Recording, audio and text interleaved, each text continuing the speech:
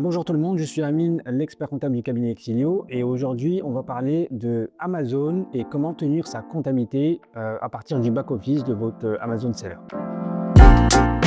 Donc ça c'est un problème qui revient, je pense le problème qui revient le plus souvent par rapport aux prospects qui nous contactent, c'est que soit leur service comptable en interne ne sait pas du tout comment gérer la comptabilité, quel rapport utiliser, parce que des fois il y a des grosses sociétés qui utilisent Amazon et du coup ils ont leur service comptable en interne, et des fois j'ai des solo entrepreneurs ou voilà, une petite société de 3 salariés qui font du chiffre d'affaires, des fois quelques millions d'euros de chiffre d'affaires, mais pareil, leur expert comptable ne comprend rien du tout à Amazon et ne sait pas comment saisir les ventes.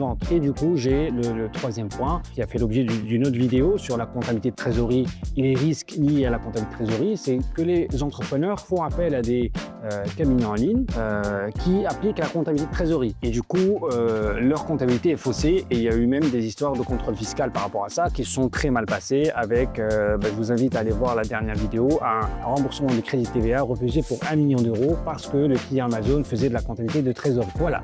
Donc pour commencer déjà, pour moi, une comptabilité d'Amazon, c'est de la comptabilité d'engagement. Pour moi, c'est complètement insensé de faire de la comptabilité de trésorerie pour un business Amazon. Pourquoi? Parce qu'en fait, la comptabilité d'Amazon, c'est tellement complexe, il y a tellement de variantes et de variables qui rentrent en jeu qu'on ne peut pas se baser seulement sur les encaissements. Parce que pour rappel, mais ce n'est pas le sujet de la vidéo, mais brièvement, la comptabilité de trésorerie, c'est quand on prend les encaissements sur la banque. Par exemple, on a reçu d'Amazon un virement de 30 000, un autre de 5 000, et tout ça, on taxe son chiffre d'affaires à 20%. Alors que ce n'est pas du tout ça, c'est beaucoup plus compliqué que ça, mais ce n'est pas le sujet de la vidéo. Je vous invite, si c'est un sujet qui vous intéresse, à aller voir comme notre autre vidéo. Donc pour moi déjà, c'est la comptabilité d'engagement qu'on doit tenir. Et la comptabilité d'engagement passe par comptabiliser le chiffre d'affaires en bonne et due forme, c'est-à-dire se baser sur les rapports de vente, les rapports totaux, qui fassent 100 lignes ou 10 000 lignes, avec toutes les ventes. Sur ce tableau-là, il y a énormément d'informations qui peuvent être très compliquées à comprendre pour une personne qui n'a pas l'habitude, mais déjà, il y a la date de l'opération. On doit pouvoir comptabiliser avec la date de l'opération. Deuxièmement, il y a le type de produit vendu. On doit savoir si c'est un produit taxé à 5,5, un taux réduit à 5,5, ou c'est un produit taxé à 20% ou à d'autres taux de TVA. Parce que pour rappel, il n'y a pas que du 20% en taux de TVA ou de 0% si c'est de l'export, il y a du 5,5, il y a énormément de taux de TVA en fonction des produits que vous vendez. Donc il faut se renseigner par rapport à ça. Aussi, il y a tous les statuts. Parce que quand vous allez prendre le rapport d'Amazon, il y a énormément de statuts. Statut échoué, statut remboursé, statut livré, statut payé, statut... Donc il faut savoir quels sont les statuts qu'il faut prendre en compte dans le chiffre d'affaires. Ils ne sont pas tous à prendre en compte, parce que sinon vous allez avoir votre chiffre d'affaires, encore une fois, faussé, même si vous vous basez sur les bons rapports de comptabilité. Il y a aussi le nom du client, parce qu'il faut savoir si c'est un client professionnel ou particulier. Si c'est un client particulier, c'est les règles de TVA commerce qui s'appliquent, alors que si c'est un client professionnel, c'est les règles classiques qui s'appliquent. Si c'est un client dans France, c'est du 20%, si dans l'Union européenne, c'est une exonération de TVA, même s'il est dans l'Union européenne, chose qui ne s'applique pas pour les particuliers. Donc il y a énormément de choses à prendre en compte sur ce rapport-là. Sur ce rapport-là aussi, il y a les frais. Parce que si vous ne prenez pas en compte tous les frais, potentiellement, vous aurez votre chiffre d'affaires qui va être trop majoré ou les charges qui vont être très minorées par rapport à la réalité. Mais aussi, chose importante par rapport aux charges, parce que sur votre rapport Amazon, vous allez trouver toutes les charges. Charges de shipping, charges de stockage, charges de publicité, etc. Charges de frais, de services d'Amazon, etc., etc. Par contre, sur ce rapport-là, la plupart du temps, vous allez retrouver le montant de ces charges. Mais comment savoir tenir la comptabilité si ces charges-là sont avec TVA ou sans TVA? Surtout qu'Amazon, la plupart du temps, vous envoie pour la même société, donc pour votre compte Amazon, des factures où il y a de la TVA avec leur structure dans ce pays-là, et d'autres pour le même mois avec des factures d'autres pays sans TVA et d'autres avec TVA. Donc il faut savoir aller chercher dans la bibliothèque d'Amazon les factures de tous les frais shipping, publicité, les cadrer avec les données qu'on a dans le rapport CSV ou Excel et les comptabiliser en ressortant la TVA ou pas la TVA. Donc c'est ça la comptabilité pour tenir d'Amazon. Et de l'autre côté, on va venir prendre le chiffre d'affaires global. Encore une fois, le chiffre d'affaires, c'est le brut, c'est pas le net que vous recevez sur votre compte bancaire.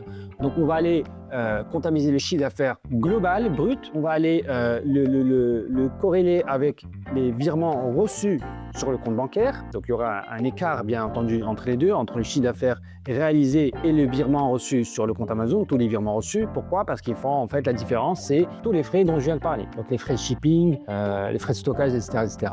Et il faut chaque mois, nous, chez Exi, on tient les comptabilités mensuellement. Chaque mois, il faudra que ce soit quasi à zéro. Le chiffre d'affaires global réalisé, moins certains litiges qu'il peut y avoir, moins les frais de shipping, de stockage, etc., moins les fonds que vous avez reçus, doit normalement être à zéro. Voilà.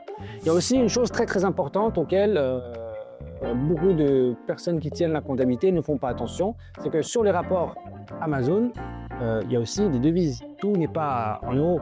Donc vous pourrez avoir un tableau de 10 000 lignes et vous avez 30 devises ou 20 devises différentes parce que le client a du pan-européen, il stocke en Allemagne, il stocke en Italie, il vend depuis l'Italie en Espagne, depuis la France en Italie, etc. etc. Donc c'est un labyrinthe fiscal de livraison, etc. Donc non seulement il faut savoir où est-ce qu'il faut déclarer chaque vente, est-ce qu'il faut la déclarer sur la France, dans l'Union européenne, au guichet unique ou directement dans les pays concernés. Et de l'autre côté, il faut faire attention au taux de change. Il faut savoir, déjà, savoir que ça existe, ça c'est une chose, savoir aller le trouver et le calculer, parce que c'est très chronophage.